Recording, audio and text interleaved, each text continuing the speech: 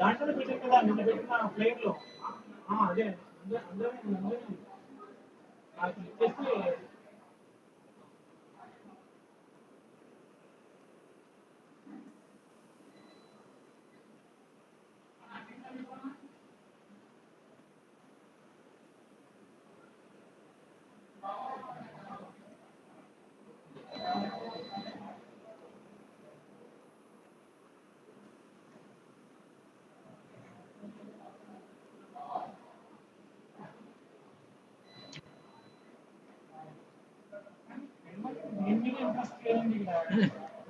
లేదు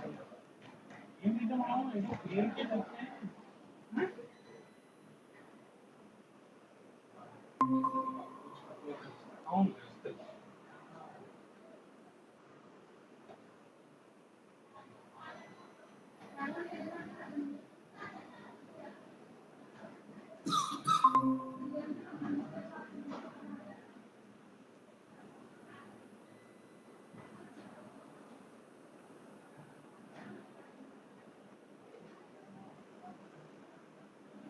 గిరి జాయిన్ అవుతున్నారు. ఓకే 5 నిమిషాలు. No problem no problem.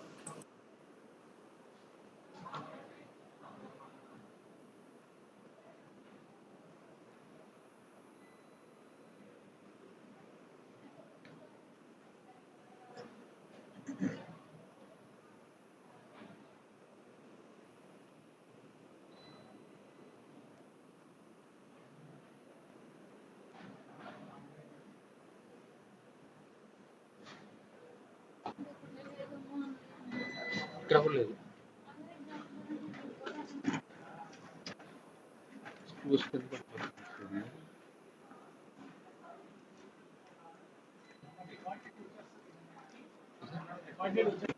యూట్యూబ్లో ఉంటుంది కదా సార్. ఉంది సార్.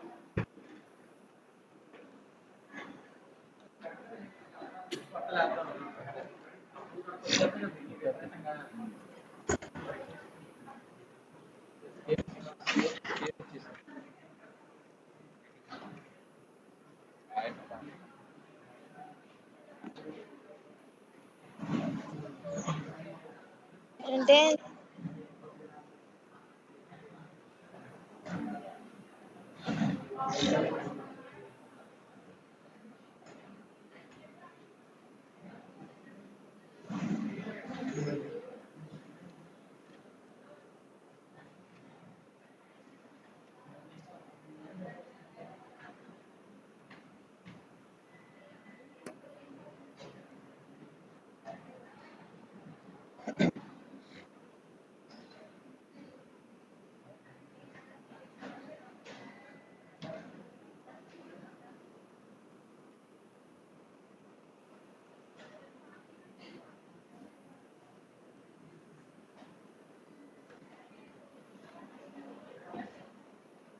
ఇప్పుడు అనేది సిస్టమ్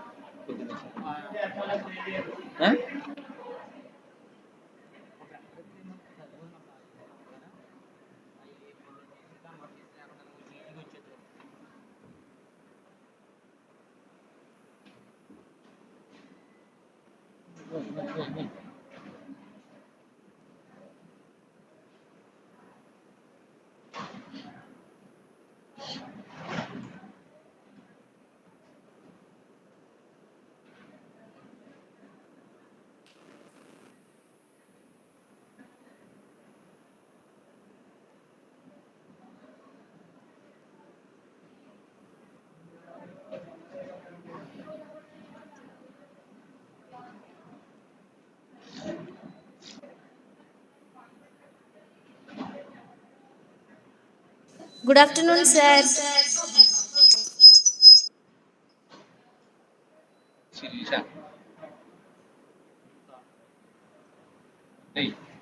గాడిద అసలు దొరకడు పనికి.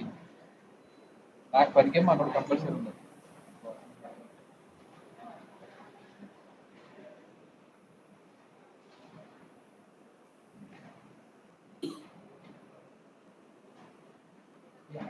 అందరూ తీసేది ఇక తీసేది మరి కన్వర్షన్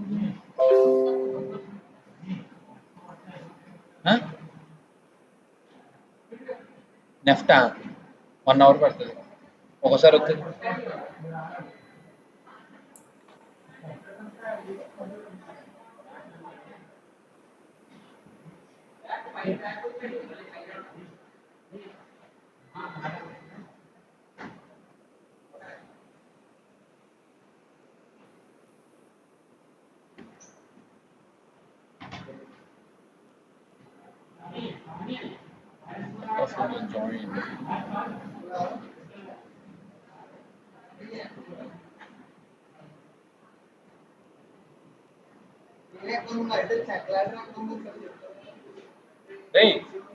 గాడిద ఇక్కడ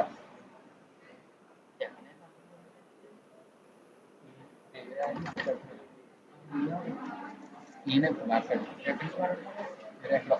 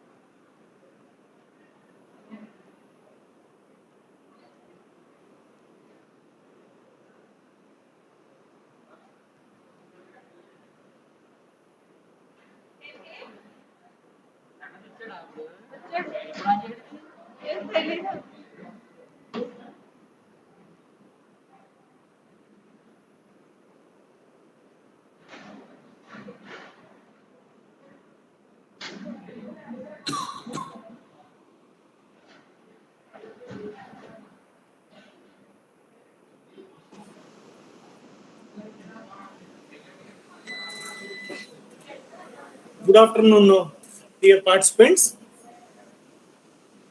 I am very happy to introduce my good friend Giri Babu, who is my batchmate at Andhra University, who pursued MSc Bioinorganic Chemistry. Later, he moved to Central University, Hyderabad, where he did his MPhil and doctorate degree. Later on, he moved to USA and Australia for postdoctoral degrees and joined the IICT Hyderabad as a scientist. Now he is working as principal scientist, senior principal scientist, IICT. He published more than 200 research articles in journals. This introduction, I request my friend Dr. Giri Babu to deliver his lecture. Giri Babu, the floor is open for you. Thank you very much, Dr. Srinivas, for a very warm introduction. And, I felt very, very happy last week when you got. So I think it's nearly 28 years gap that we meet each other. So So since last week, I'm recollecting our days in Andhra University, and I'm very happy that to give the my talk in front of young bud researchers. I call it as a young and bud. Why? At least today in audience it must be 40 50 students are there. One of the students is interested to pursue the research, then I'll be very happy. And today I'm going to be talk on the role of spectrums in biology and applications. See that I'm a chemist and I'm giving a talk in front of the biology people. So see, when you are pursuing the research, for example, if you see that while you are in the 10th class, you have to study the old subjects like science, maths, social studies, English, etc. And when you are entering into the 10 plus 2, you have to take the either science group or arts group. If again in the science group, mathematics and biology, mathematics, physics and chemistry, and biology, physics, chemistry. When you are entering the graduation level, either biology or mathematics, and at the level of easy level, we have to take only one specific top subject, and after that, when you are entering the research, there is no boundaries between the subjects. So that is the reason we have to initiate with studying all the subjects, and then when you reach the post-graduation level, it must be the only one subject, and after entering the research, there are no boundaries. So this is the beauty of the research. So that is why, so don't neglect any of the subjects in your course curriculum. You must read it properly, digest it, and understand. Okay, so you know that there are various elements are present in our body to perform the various functions. See, here there are the different photographs are there. Different photographs are there, and in the first it is a chloroplast. Okay, everybody knows that chlorophyll function is that to convert the sunlight into the food materials, and here it is the another one is the electron transport chain. So just a minute. Yeah, it participates in the electron transport chain. Cancel. Whereas these two figures, What's in that? it's not Landscape related to you. See, why you read the biology, understand it, the concept, and apply those concepts for the day-to-day activity problems. This is the one of applications of photocatalysis of time molecules, and this is the photovoltaic applications. Okay. See, coming to the periodic table, I hope everybody knows whether irrespective of the science background, everybody must know about the periodic table. And there are 103 elements out there, and these are elements divided into the alkali metals, alkali earth metals, main group elements, transition elements, and black elements. Of course, there are a number of man-made elements are also there from 104 to 118. Okay. This is the overall elements in the periodic table, and the most important is the carbon. The life on the earth is based on the carbon. So every human being, and in fact the living organism, about more than 90% of the body is made out of the carbon-based materials. And after that, I hope everybody knows that iron, cobalt, copper, these kind of metals also present in the biological systems. And iron is present in hemoglobin, cobalt is present in vitamin B12, copper is present in cytochromes to perform the various functions of the body. But altogether about 25 elements are present in our body to perform the various functions. Okay. So, if you look into the chemistry point of view of biology, people call it as the biochemistry. And again, biochemistry has two different aspects. One is bioorganic chemistry, and another one is bioinorganic chemistry.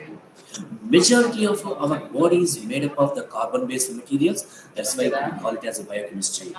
But about 1-2% of elements which belongs to the metals are inorganic metals. So without these metals, it is not possible to perform those organic materials. Okay. First, go to the what is meant by the bioinorganic chemistry. It is deals with the role of inorganic elements in biological process. Metal ions can have structural roles, catalytic roles, or both. And metals have the catalytic roles will present in the active site of biomolecules, which will be like a metalloprotein. See, for example, you take a metalloprotein, for example, heme-based protein. The heme is heme prosthetic group is made up of completely organic materials. But in that, there is one metal is present, iron. So without that metal, the enzyme is non-functional.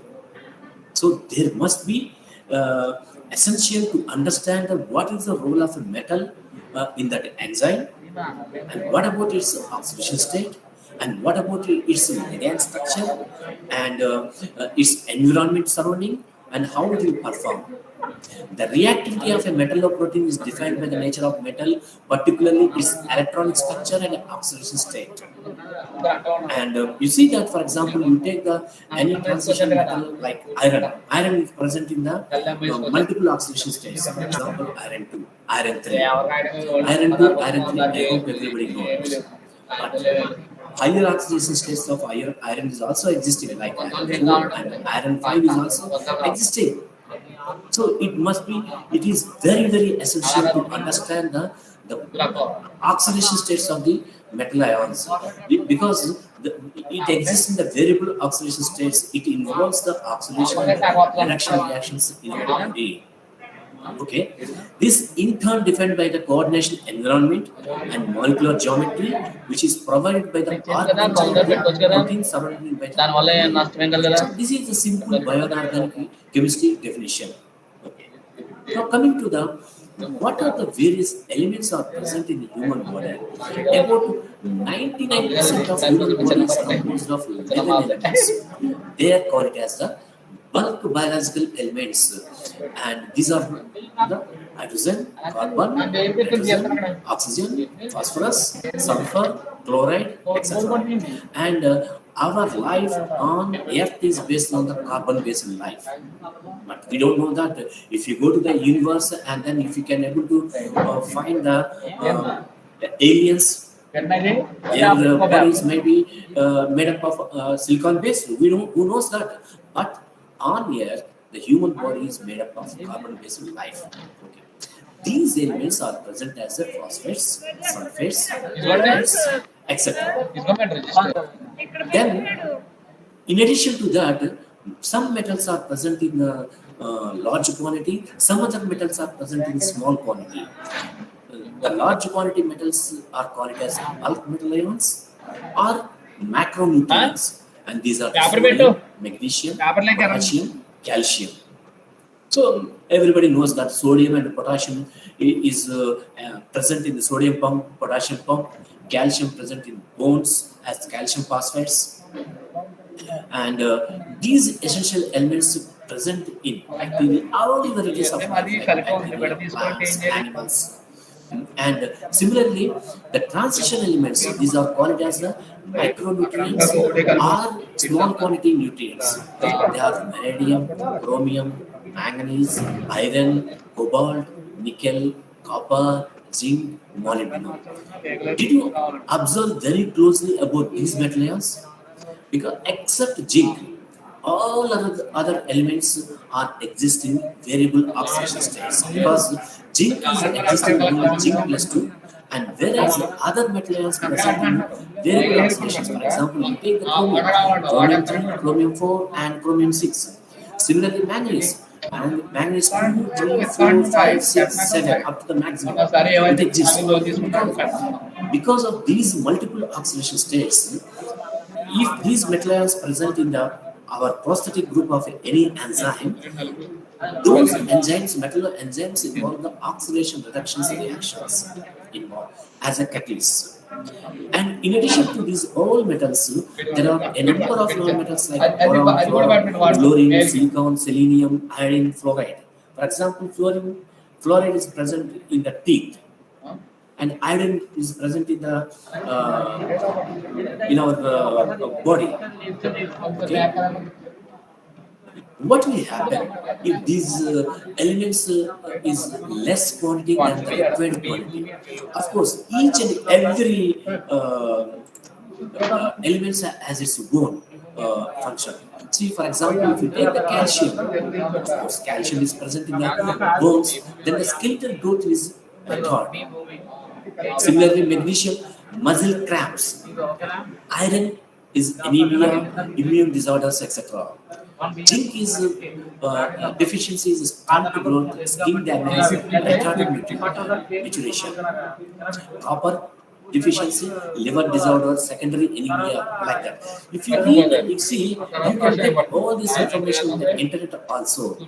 See, similarly, there is a treatment also. So, for example, if you have calcium, instead of deficiency calcium, excess calcium is present in our body. So what will happen? Since calcium salts are soluble in water, so it will go to the through urine, it will excrete from our body. But some metals is not possible. For example, if we take the manganese excess is there in our body, so what is the treatment? So what you do that, we can choose a particular ligand which is soluble in water, injected into our body. So that particular ligand will form a complex with the manganese, and it will dissolve in the water, and it will excrete to the urine, through urine. See, this information, all this information will be available in the literature and even internet also. But main aim is that to address today's my talk also. So what is the use? Okay, you are learning the bioorganic chemistry, a new subject to you. So what will the use? So why do you want to read this one? I'm coming to that point. See, instead of taking all other things, I would like to go for a few biological systems and then how to apply for our day-to-day activity life. For example, you take this is called as a protoporphyrin, a tetrapyrrolic macrocyclic ligand. If iron is present in this cavity, then it is called as either hemoglobin or myoglobin. It's present. So what will the function? It will carry the oxygen to our various bodies, various parts of the body, and oxygen storage also, etc. So, and then this is called as a simple porphyrin, and which we are making in our laboratory. So this is naturally present molecule. This is man-made molecule. Okay. So where are these porphyrins are present in our body, and if there are different metals are present in our body, what will be its role? Because if you look into the literature, about 70 to 80 elements of periodic table inserted into this central cavity. But in biological systems, only iron, cobalt, manganese, copper will perform the different functions of the body. Excuse me. Yes. Slides move అవ్వట్లేదు. Where it is now?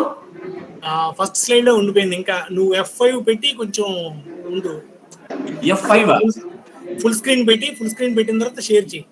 Yes, I'm in full screen. Full screen కనిపించట్లేదు slides. Okay, just a minute. Move అవ్వట్లేదు కూడా. F5 full screen పెడతావా? F5. Okay. Yes. Now, what about now? లేదు. Oh, okay. Just a minute.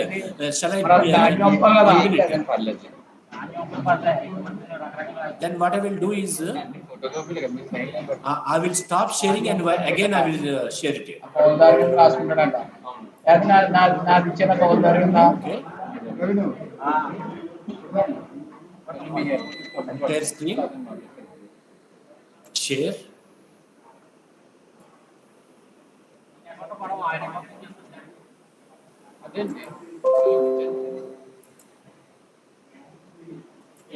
What about now? Yeah, no, it is okay. It's okay? Yeah. Yeah. Okay, sorry about that. You should have informed to me early. Okay. Okay. See, this is a simple tetraperiodic macrocyclic ring. It's present in various parts of our body, and if in this cavity exists in different materials like iron, cobalt, copper, manganese, etc., to perform various functions. And whereas this is the man-made compound, and we are making this kind of tetraperiodic rings in our laboratory every day for various functions. But let's see that today I'm going to take 2-3 balance the systems and its principles, and how those principles will be useful for various applications. Okay, this is a simple hemoglobin and myoglobin. Of course, everybody knows it's not a new one. And everybody Presentation close అయిపోయింది గిరి. Sorry? Presentation close అయిపోయింది. Closing that. చూడు ఒకసారి minimise చేసేవేమో అయితే. Just a minute. Now okay? లేచిపోమన్నారు sir నన్ను. Just a minute. పర్లేదు. Okay. Let me share it once again.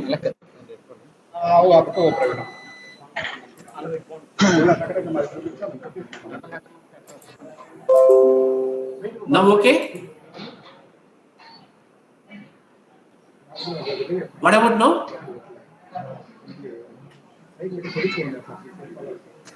What about now, Srinivas? మళ్ళీ close అయింది. Malli close ayinda. Okay, just a minute. Okay. Entire screen.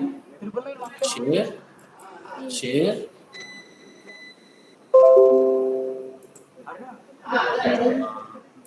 Now okay? Okay. Yeah. Because if I'm pressing the pointer, then it is closing the presentation. Okay, I will not use the pointer. This is a simple hemoglobin and myoglobin, and everybody knows about its oxygen storage and oxygen transport, its function. But see that this is a simple tetraperiodic ring, and there's iron present in the iron 2 state, plus 2 oxygen state, and in fact it is penetrate into the a protein molecule and of the iron porphyrin. See why? Then you ask yourself that why it is penetrated into the entire amino acid or protein group. The reason is that iron is highly unstable. When you expose to the atmosphere, then it is easily to oxidize to iron 3. If once it becomes the iron 3, it loses its function. So that is the reason. So you have to read the subject in that aspect. That see, iron 2 is in hemoglobin present in the low spin state, and it binds to the singlet oxygen, and both are diamagnetic, and it transports the oxygen to the various parts of the body. And similarly, but iron 3 is non-functional for both oxygen transport and storage, but iron 3 of the porphyrin will be useful in different ways. See, for example, iron 3 low spin binds to the superoxide. See, there are at the end of the light reaction, the photosynthetic natural photosynthesis, superoxides will form.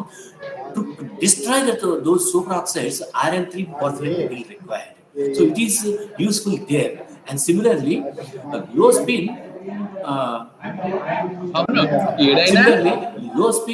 low spin iron 4 binds to the peroxide. Both are diamagnetic. So you know that this is a cooperative effect is also, everybody knows that simple biochemistry. It's generally that there are the 4 iron phosphate molecules are there in one prosthetic group. If one molecule absorbs the oxygen molecule, then its absorption to the second molecule and third molecule, fourth molecule is also enhanced. So it is called as a Sunday కూడా programme cognitive చూసుకొని effect. Monday direct గా morning బయలుదేరితే అయినా So this is the simple hemoglobin, myoglobin.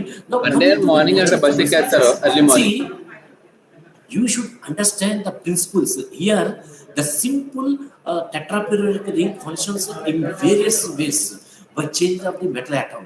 See, for example, you see the natural photosynthesis. What is natural photosynthesis? Carbon dioxide plus water in presence of a light. H2 is nothing but the light. Gives the your glucose molecule, water and oxygen. So it's looking by equation, chemical equation is simple. So that doesn't mean that you can capture the carbon dioxide from atmosphere and take some water, mix it and expose to the light. Do you think that is possible to make the food materials to our human beings and other animals on the earth? No, it's not possible. It is a highly complicated system, and man tried to understand this natural photosynthesis for the last 150 years.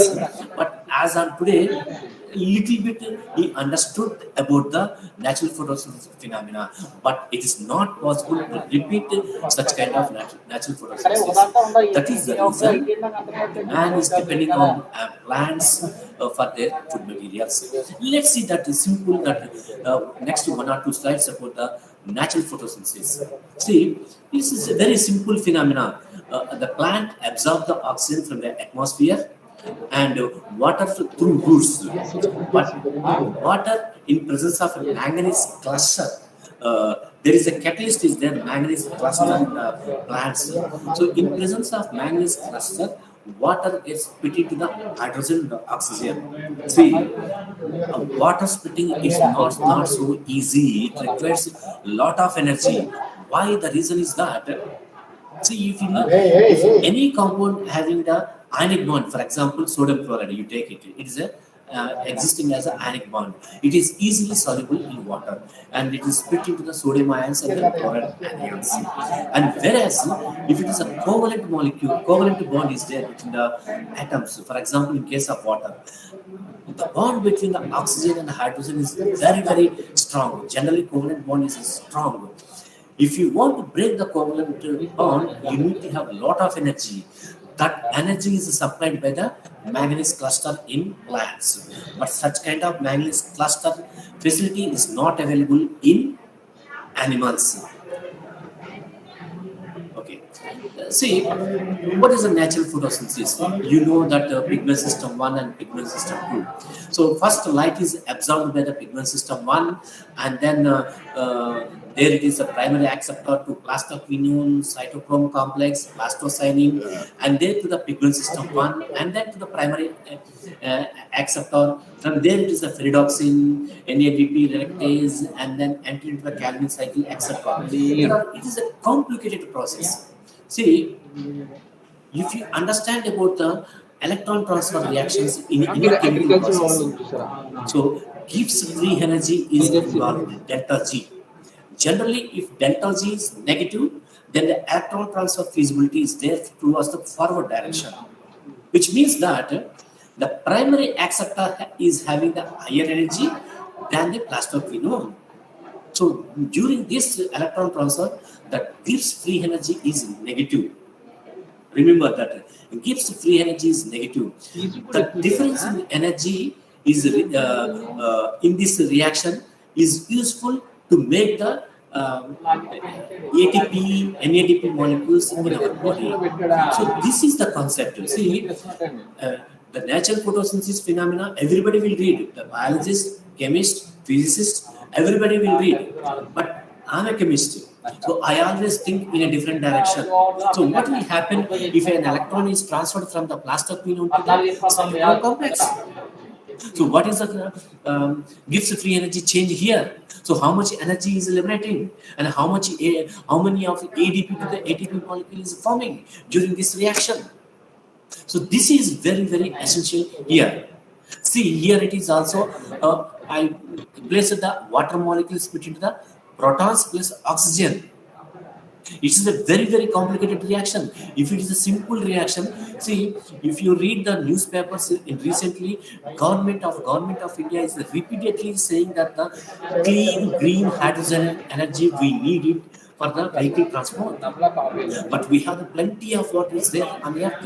About 2/3 of Earth is occupied by water only. But it's not so easy to generate the hydrogen. We need to have a lot of energy to split the oxygen into the oxygen and hydrogen. So if the process is so simple, then the hydrogen we can take it and use it for the vehicle transport as a fuel, and oxygen levels in the atmosphere will be enhanced. So our pollution problems also be clear. So the idea is that how to make an efficient manganese cluster or efficient molecules as catalysts to split into the water. So this is the way. So you understand the natural phenomena, natural events, and then you can design the molecules artificially and apply for the hydrogen production. So this is one of the applications. If you understand the natural photosynthesis very efficiently, then research in the hydrogen production is easy. Botany. Okay. Next, coming to the natural photosynthesis. Of course, Agenda, this ma'am. is natural photosynthesis. mail పెట్టేసి వెళ్ళిపోండి The light is absorbed by the light is coming from the sun, and it is absorbed by the special pair. నాకు mail This is పెట్టండి. called as special. Two tetrapillar rings are coming very close to each other. Absorb the light, and then to the bacteria. This is a small structural difference between the tetrapillar rings. We call it as a bacteriophlorophylls, bacteriophytophthora, and the quinone. Generally, the quinones are the energy sinkers. These tetrapillar rings are the donors, and quinones are the acceptors. See, so which means an electron is transferred from the special pair to the quinone. The special pair will become the positive. This is nothing but a cation. And the quinone will become the negative, nothing but the anion. But in the system, if the cationic and anionic bonds existing in the long life, generally it is a nanosecond, picoseconds to nanoseconds. Pico means 10 to the power minus 9, and 10 to the power, 10 to the power minus 12, and nano means 10 to the power minus 9. So if the existing that much lifetime, then there is no use. If both the cation and anion existing in the milliseconds, then it is very efficient. So in the natural photosynthesis, both the cations and the anions existing in the micro, milli, and sometimes even centiseconds also existing. So that is why natural photosynthesis is very, very efficient. So if we can able to the donor acceptor system having the lifetime of existing in milli to microseconds, then you can solve a number of problems we are facing day-to-day activity. So it is also another challenging task that if we can design such kind of molecules. See, each and every slide, I'm talking about the natural photosynthesis, and at the same time, the principles behind that and how it is useful. So, after some time, I will talk about only the applications. See, this is the natural photosynthesis. Coming to the electron see, photosynthesis is an anabolic process, so that can useful for making the food materials. Again, electron transport system. Electron transport system is a catabolic process, which so the food materials we are taking inside, it involves the catabolic process. From there, it is the energy is liberated. That energy is useful for our activities. See, here, for example, you take is the Na-glucose molecule in presence of oxygen. See, that is why respiration, we are taking the oxygen and then converted into the carbon dioxide, water, and ATP molecules. ATP molecules. So see that how beautiful that is. Both the natural photosynthesis and electron transport is opposite directions. So that is why we are liberating the carbon dioxide during the expiration. So 38 ATP molecules are formed in human. So it is found in human cells located in mitochondria. including enzymes integrated in the inner mitochondrial membrane, produce reducing equivalents. Okay, so what is, see, if you see the electron transport system, there are number of tetraperiodic rings, like copper, manganese, iron is also present. They are very very close to each other. And how, see, for example, you see that cytochrome B to cytochrome B, there are, see, in one of the case it is iron 3 plus, and other cases iron 2, which means that the energy difference between the two tetraperiodic rings are very very close. When an electron transfer is occurred from the iron 3 to the iron 2, and then energy is liberated. See, iron, it oscillates, see, between the iron 2 iron 3, because tetraperiodic ring is again the same structure. But if you want easy to oxidize of any molecule, we have to introduce the electron releasing groups. And if you want to reduce the molecule, very difficult, then we have to introduce the electron withdrawing groups. So again, you understand the cytochrome, how the nature is adapting such a beautiful cytochrome system in our body, and to oscillate between the iron 2, iron 3 oxidation states. So once again, to reproduce such kind of systems in artificially is not so easy. So this is the electron transport system. Let's see that what are the I'm a chemist. I want to understand the biological principles. See, I would like to apply the biological principles in optoelectronics. See, optoelectronics means, opto means light. Electronics means gadgets to convert the energy from one form to the other form. For example, your mobile phone, one of the gadgets. And applications today, I am going to discuss about the dye-sensitized solar cells, photocatalytic water splitting, photodynamic therapy, and photocatalysis. See, so far you understand that what is meant by the natural photosynthesis. What is the electron transport system? So in both of the cases, see, tetraperiodic ring is present, the main ligand, and of course in natural photosynthesis, magnesium is present in the cavity, and in the electron transport system is the iron. In some of the animals, it is present the manganese, and copper is also presenting. So the same organic ligand with different metals performing in different functions. So that is the point. I catched it. So I would like to apply the same tetraperiodic ring systems with the different organic modifications and different metals. I would like to apply for the various applications. Coming to the dye-sensitized solar cells. Of course, this is a general topic. Everybody knows about the solar cell. The solar cell is a device that converts into the sunlight into the electricity. So there are people think that only the silicon technology is only the solar cell. Of course, it's not your problem, because if you are looking see the any photovoltaic device, most of them, not most of them, almost 100% is made out of the silicon technology. But there are different generations. You see that wafer-based thin films. These two are the different, and which is not relevant to the today's my lecture. And this is the emerging photovoltaics. There are number of technologies available: quantum dot sensors, organic photovoltaics, quantum dot polymer hybrid solar cells, dye solar cells, perovskite solar cells. And today I'm going to be discussing little bit on the natural photosynthesis applications to the dye-sensitized solar cells. So this is a new technology which is just started to commercialization of this technology. Okay. Before going to the in depth, let's see now what is the device architecture. Device architecture is also very important to understand.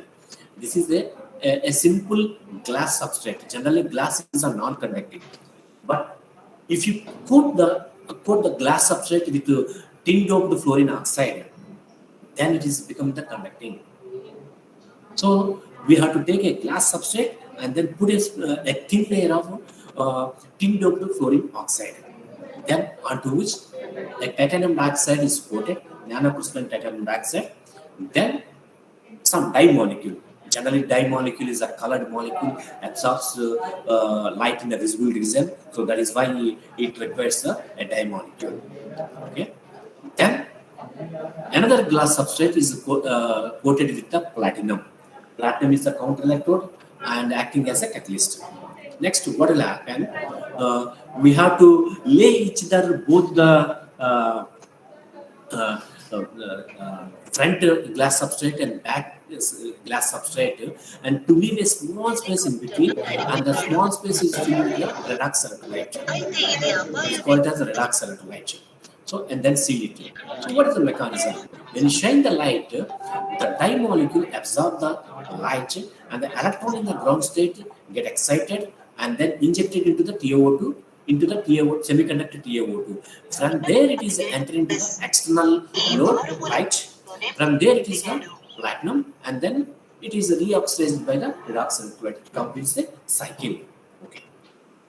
Then it is this particular device is invented after understanding the natural photosynthesis. So in the natural photosynthesis, chlorophyll convert the light into the chemical energy, and whereas in modern technology, dye solar cells, light energy converted into the electrical energy. So this is, that's how I'm saying that if you understand the biological principles very well, then we can design the materials for optoelectronic applications. So, how to characterize it? So, initially, the dye molecules are ruthenium complexes, either bipyridyl or tetrapyrydyl ligands, and this is called as external quantum efficiency. So, external quantum efficiency is nothing but, of course, it's a quantum in photophysics or photochemistry. When a photon absorbed by any molecule, and if it is one electron is released, the quantum will be generally unit. But here it is 80%, which means that when 100 photons absorbed by this molecule, 80 electrons are releasing. So this is the quantum efficiency. You see, here in the photovoltaics, we call it as a quantum efficiency, and in simple chemistry or physics, we call it as a quantum efficiency, and both are the same. And these are the current voltage characteristics. I'm not going in depth about this thing, and initially it is about the 10% efficiency we got. So what are the drawbacks here? It is that the ruthenium complexes are very expensive, and it has a lack of absorption in this near IR region, and natural abundance is less. See, if we are depending on this technology, then we have to import the ruthenium from other countries. But our government of India told us we don't want to depend on the imports. So when they have given the project to us, they assign that. So you have to make the molecules in the laboratory and use for this application, so that we can produce in our country itself. We can save a lot of foreign exchange also. So. And so these are the various principles we have to keep in mind before designing of any molecules. There's a broad absorption wavelength between the 400 to 800 nanometers. Efficient charge separation. I told you that in the natural photosynthesis, the charge separated species must be in milli to microseconds. So again, that principle came into the existence here. If the charge separated species is a long lifetime, then we can expect the better efficiency of the device. So that is the useful. And since my background is bioinorganic, and I studied a lot in the natural photosynthesis, I tempted to this project when government of India is offered to us. And the redox potential is well matched with the to the TiO2 conduction band. And of course, since we are using these molecules under the sun, you see that most of the organic molecules are not withstanding. For example, you take a simple chemical molecule in your laboratory, for example, anthracene. Anthracene is a simple molecule, and keep it in the sunlight after a couple of hours, then it decomposes. So there is no use for if you apply those kind of molecules to here. So the molecules must be thermally and photochemically stable, and it's soluble in organic solids. And since I understood the natural chlorophyll, natural photosynthesis very well, and we thought that if we can apply chlorophyll as a sensitizer in disolar cells, because if you can see that the optical properties is from the absorption is 400 to the 700, 600 or 650 nanometers. This is a somewhat broad absorption, and see that what will happen. But when you start the literature search before starting our research, the efficiency is very, very low, very, very poor. And moreover, if you extract any chlorophyll molecule from the leaf and expose to the sunlight, and within a couple of hours it decomposes. And moreover, every year, for example, this is a fall season, you closely observe that the green color leaves converted into the yellow color. The reason is that the cyclic tetrapyral ring will break and it form a linear. If once it is a linear, it loses its properties. So no use. So we have to synthesize artificially those such kind of molecules in the laboratory and see that its applications. So we adopted again, keep in mind about the natural photosynthesis. See, carotenes absorbs in the UV region and transfer its energy to the magnesium porphyrin in the visible region. So from it is a kind of donor acceptor system. So from UV to the visible near region, light is absorbed by the natural chlorophyll. And similarly, we design the molecule. We are having a simple donor molecule having the absorption in UV region and porphyrin in the visible region. Instead, why we have chosen the zinc? Zinc metal is abundantly available in India. So that is the reason we have chosen the zinc. If you choose again ruthenium, the same problem will come into the picture. So that is why we see that.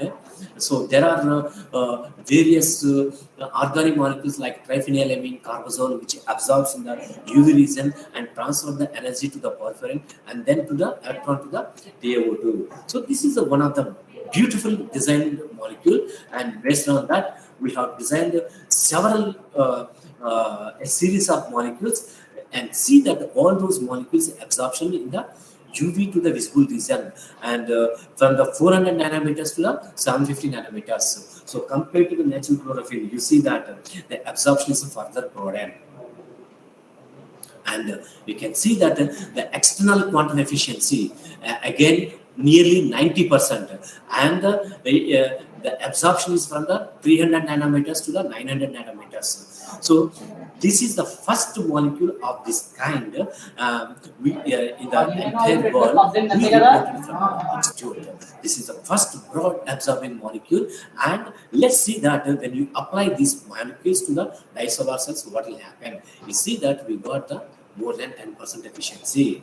So that is why I'm stressing once again that since my research group is very well understand about the natural photosynthesis, and we understand the concepts very well about the natural photosynthesis, and designed the molecules and synthesized in our laboratory and applied for the disolar cells, and see that more than 10% efficiency. And after that, since what I'm saying is it should be the thermally stable also, and we made the devices and exposed to the sunlight and see that the efficiency even after the 1000 hours also it retained. These are called as accelerating tests. So 1000 hours is nothing but the 2.5 hours it will come our day-to-day life. So which means that our devices are more than 10% efficiency and couple of years durability. So this is one of the greatest achievement of derivative of natural photosynthesis to the disolar cells in our group. Okay, coming to the photocatalysis. See, the photo means light. Catalyst, you know that it's it will not participate in the chemical reaction, but it will promote the chemical reaction quickly. This is called as catalyst. So light is also used as a catalyst. So instead of going to the disolar cells, the same porphyrin molecule you can use here. It is put it on the TiO2 semiconductor and then absorb the sunlight, and those are useful for the water separation of hydrogen and CO2 reduction. See, because we are using the indiscriminately about the fossil fuels. So if you use such kind of fossil fuels indiscriminately, what will happen? The carbon dioxide percentage is increasing, the pollution is also increasing. So if you want to reduce the carbon dioxide, you have to reduce the carbon dioxide to the value added chemicals like methanol, acetic acid, etc.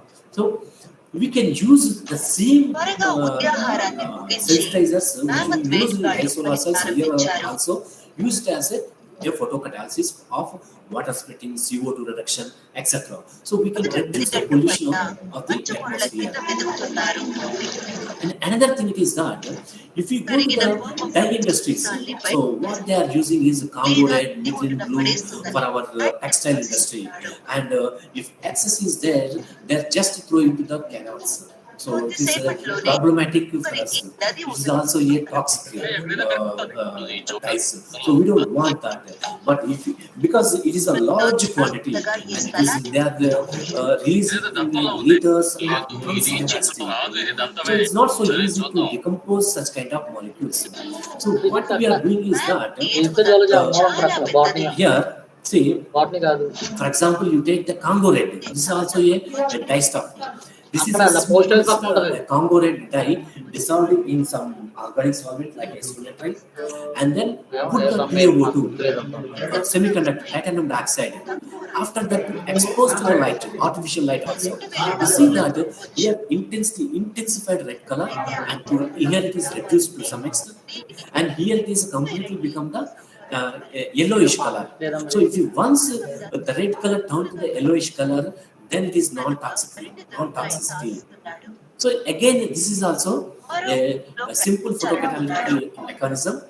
You take the semiconductor metal oxides and put it into the because why I'm stressing about the titanium dioxide. Titanium dioxide is non-toxic. It will not pollute to the atmosphere. See, our we are using the titanium dioxide our day-to-day activity products like toothpaste, and then you see that majority of tablets are white in color, whereas the drug is not in white in color. Most of the drugs are in color, like yellowish, red color. Our tablets are in white in color. So what they are doing is that the TiO2, they are coating on that drug molecule and they are selling as a tablet. So which means that even we are choosing that titanium dioxide to some extent concentration, so nothing will happen to our body also. The excess titanium dioxide will excrete to our urine. So that is the called as biocompatibility, titanium dioxide biocompatibility. So a number of studies are available in literature. So I'm not going to in detail about all those things. The last application, which is very important, called as a photodynamic therapy. Photo means again light. Dynamic therapy is treatment. So it is called as a light therapy. Of what? Mainly a cancer treatment. See, generally, some time ago, like 30-40 years ago, if you suffered from cancer, then it's almost like a death. Then after that, what happened? Operations came and radiotherapy is there. There are chemotherapy is there. For example, if you see the chemotherapy, the cisplatin people are using like chloramicin. There are some chemical molecules out there, but it's giving a lot of side effects. And moreover, it is expensive also. Operation, chemotherapy, radiotherapy, these are all expensive and side effects are there. So once again, if you understand the natural photosynthesis, again we can pay attention for the designing of sensitizers for photodynamic. So what is the working methodology? It could destroy the unwanted tissue while sparing the normal tissue. Drug called as a photosensitizer. Photosensitizer is nothing, it's a dye molecule. The sensitizer means photosensitizer means absorb the light and it sensitizes some chemical reaction. So called as a photosensitizer is administered to the patient usually by injection. A photosensitizer alone harmless and has no side effects unless if it is exposed to the light. When light is directed on the tissue containing the drug becomes activated and tissue is rapidly destroyed. Thus, by careful application of light beam, the technique can be targeted selectively to the abnormal tissue. Okay. I will explain periodically, diagrammatically, then you can understand. See, for example, a human which is suffering from the cancer. Then a photosensitizer, I will explain about the structure of a photosensitizer later. A photosensitizer injected into the body. And in the body means where the cancer is affecting. This portion is the cancer affecting. You can directly inject into the photosensitizer into that part of the body. Then exposed to the light. So the cancer is the cancerous tissue is destroyed. So what is the mechanism? The sensitizer absorbs the light once again in the singular state. It forms a singular state. Then singular state turn into the triplet state. And triplet state, generally oxygen is a triplet oxygen, normal oxygen. Then the triplet state of the sensitizer transfer the energy to the normal oxygen. It forms a singlet oxygen. Of course, you know that singlet oxygen is destroying the tissues. So it will cure the cancer. So this is in the coming years, this kind of treatment we can see that rapidly in our India also. See, in a simple, it's a generally this is called as a clinically approved photosensitizer. We call it as a photofilm. For example, you extract the hemoglobin and then the iron complex of the hemoglobin you extract and remove the iron from the hemoglobin and that called as a photofilm. And this one we are using as a photosensitizer. See, normally the electron in the ground state, this is called as Jablonski diagram. I hope everybody knows. At least PG students must know about the Jablonski diagram. See, generally any molecules are in the ground state. When it absorbs the light, what will happen? The electron absorb the sunlight and get into the exciter state. And if both the triplet and singular states energy levels are very small, then the electron is participated in the inter-system crossing to the triplet state. Because the triplet state energy level and normal oxygen energy levels are is compatible. From there, energy is transferred to the normal oxygen and converted into a singlet oxygen. So if once a singlet oxygen is formed in the body, then it will destroy the unwanted cancer tissues in the body. So somehow it is there. So you can say that if that is the case, why it is not rapidly using in India? See, this is the only the clinically approved sensitizer as on today, and this sensitizer uses as on today cervical cancer treatment. And the drawback of here it is that the absorption in the 650 nanometer, below the 650 nanometers. See, generally, if you expose our body into the red light, then it is easy to penetrate into the tissue. Easy to penetrate into the tissues. So, since this molecule does not have the much absorption in the near ear region, so there are some drawbacks are there. And now, even not only across the globe, our group is also seriously trying to such kind of sensitizers for photodynamic therapy. And I hope in the near future, this kind of sensitizers will be available in the market for the treatment of the cancer. Okay. So these are some of the instruments which is available in our group, like the spectrophotometer, which is useful to measure the absorption spectra of any molecule, and electrochemical workstation useful to measure the oxidation and reduction potentials of your metal complexes or organic molecules, and spectroelectrochemistry. This is a different technique, and we would like to see how the spectral changes will change during the oxidation and the normal state. So that information is also very, very essential for solar cells, photodynamic therapy, in all aspects of the applications. And this is a solar simulator. So after the device fabrication, we are not running into the sun to measure the efficiency of the device. So we are creating the artificial light which is equivalent to the natural light, and we are measuring the device efficiency under the artificial light. This called it as a solar simulator. Okay, so these are some of the commercial products which is on DSSC, based on DSSC, and the first commercial product is the mobile charger and backpack, and even this technology is integrated with the laptops to work and small applications, not grid connectivity kind of things.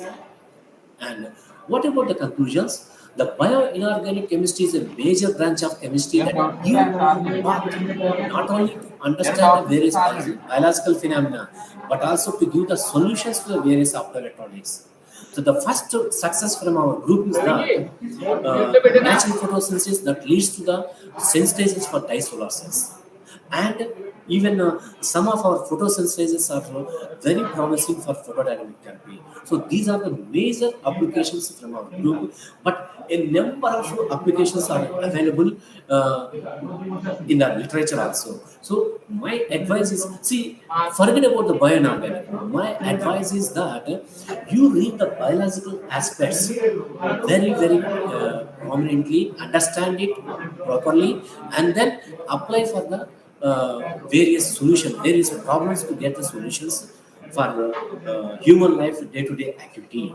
So these are the some of the principles of the biological systems, and try to apply for the various optoelectronic applications. So this is my group. In general, my group consisting of students from various backgrounds like chemistry, not only the organic, inorganic, and physical. And my group is consisting of she's a her name is Usha, and she's a biochemistry background, and she's again Gayatri, she's from the physics background, and again is Sunil is from physical chemistry background. Like various, my group is an interdisciplinary kind of thing, and I would like to thank the funding agents of DST, CSR, MNRE, Sunrise for my our research activities in the group, and thank you very much. And I'm very happy if you have any doubts to answer.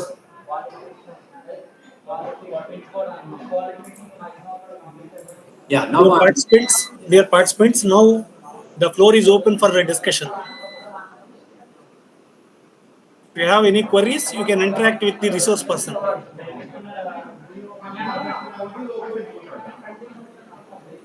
Or if you are feeling any shy or fear, and you can drop a mail, because my email ID is there with your sir, Dr. Srinivas, and even in my presentation also my email ID is there. You can drop an email at any time.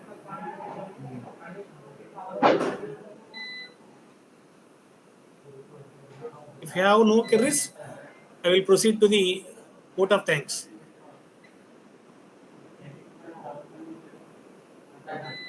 Okay. Thank you, Giri. Actually, this is a highly informative lecture in which you came down to the level of our students and given highly valuable information regarding the importance of different metal ions like the iron, magnesium, calcium, and so on and so forth in the biological systems. At the same time, you given a kind of you ignited the minds of our students how the natural properties, processes, and products of the plants can be converted into the modern technologies. And highly interesting thing is the photodynamic therapy, which can be used to cure cancers in future. So I'm really grateful to you for delivering such a nice lecture to our young brains. So this is a really igniting lecture, and our students will take up at least basic research or proceed to your laboratory for further research. Thank you for your nice uh, concern.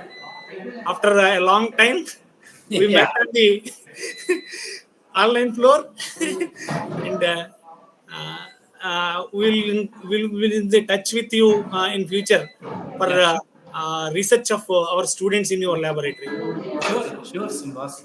And thank you very much for inviting me and interacting with your students. Okay. I hope at least some of the students understand what I delivered at. Huh? Okay. Thank you very much. Okay. Thank Okay. you. Thank you. Thank you.